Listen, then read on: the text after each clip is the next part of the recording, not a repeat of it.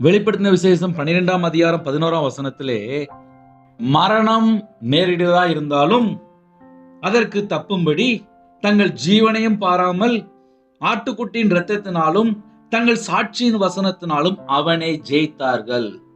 ஒரு குடும்பத்திலே பிசாசை ஜெயிக்க வேண்டும் என்றால் என்ன செய்யும்? மரணம் நேரிடுவதா இருந்தாலும் அதற்கு தப்பும்படி தங்கள் ஜீவனையும் பாராமல் ஆட்டுக்குட்டியின் இரத்தத்தினாலும் சாட்சியின் வசனத்தினாலும் தங்கள் சாட்சியின் வசனத்தினாலும் அவனை ஜெயித்தார்கள், பிசாசை ஜெயித்தார்கள். நமக்கும் தேவனுக்கும் நடுவுல முதல்ல ஒரு பாவம், ஒரு அக்கிரமம், ஒரு மீறுதல் எதுவும் இருக்கக்கூடாது.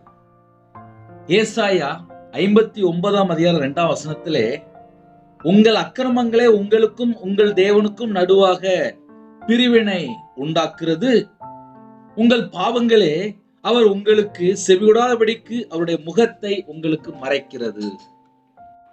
நிறைய நேரத்துல ஏன் சத்துரு வாரான் அப்படின்னு சொல்லி பார்க்கும்போது நமக்கும் தேவனுக்கும் நடுவுல ஏதாவது ஒரு பாவம் இருக்கா, அதை ஒரு குடும்பம் முதல்ல கண்டுபிடிக்கணும்.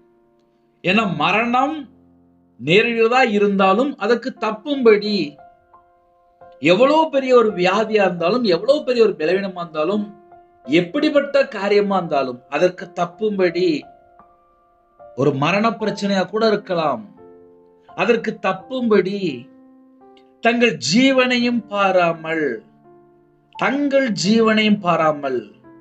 ஆட்டுக்குட்டியின் இரத்தத்தினாலும் தங்கள் சாட்சியின் வசனத்தினாலும் பிசாசை ஜெயித்தார்.